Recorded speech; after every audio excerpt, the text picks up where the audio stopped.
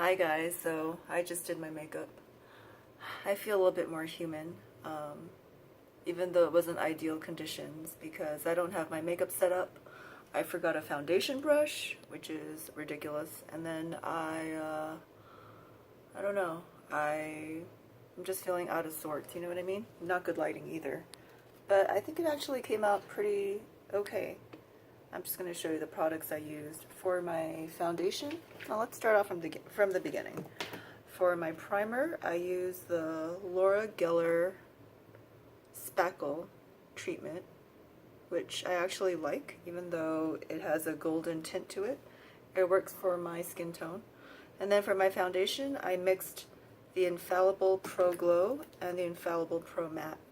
I decided to bring these two foundations on vacation because I didn't really know the climate and the humidity of Colombia, and so I figured that bringing these two would give me sort of a nice versatility. You know, if my skin ended up being too oily, I could use more of the Pro Matte. If it ended up being dry as it was in California, I could use more of the Pro Glow. And both foundations are pretty old. I used checkcosmetics.net, which is a website where you can check the batch codes of your makeup products and see when they were made, and that way you will know whether they're old, expired, or still good to use.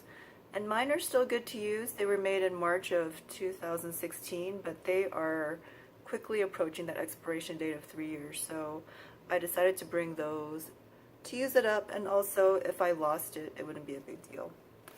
For my concealer, I brought my Maybelline Fit Me, which I absolutely love. I think it's my favorite concealer. I like it more than the NYX HD concealer, and I'm trying to work my way through this tube before it goes bad, so I want to bring that. For my setting powder, I used Physicians Formula Mineral Wear Talc-Free Mineral Face Powder, which I actually really like. It gives a nice natural finish, not too cakey, not too heavy, and doesn't really change the color of my skin. But it's from 2015. I know powders don't go bad, but I kind of want to get this guy used up. For my eyeshadow primer, I brought my Urban Decay Primer Potion, which is old. When I checked on checkcosmetics.net, it was manufactured in January 2014. So it's almost 4 years old, but you know what? It's still going strong. It doesn't irritate my eyes. It doesn't smell. It hasn't separated. So I brought that. For my eyebrows, I decided to be nice and simple and go with the e.l.f. Brow Pencil, which provides a nice color for my eyebrows that matches my hair. It tends to lean more on the blacker side as opposed to the warmer brown side, which matches my hair color more. And then for my eyeshadows, I brought out some old guys I haven't used in years. Again, cheap drugstore eyeshadow that I just wanted to play around with. I brought my Vanity 6-pan palette from Wet n Wild. So old, but such a classic, and discontinued. I brought Walking on Eggshells, which I only used the top lightest most shade for my inner corners today. On Vanity, I ended up using all of the mattes. I used the matte cream on my brow bone. I used the matte taupe. Well, it's not really a taupe, it's just more a nice contour color on my contour, and I used the dark brown to darken up my crease. And then I also used Silent Treatment on my lid. I used a mixture of the lightest and the medium shade on my lid, and then for my liner I ended up using the darkest shade, so I think it worked out okay.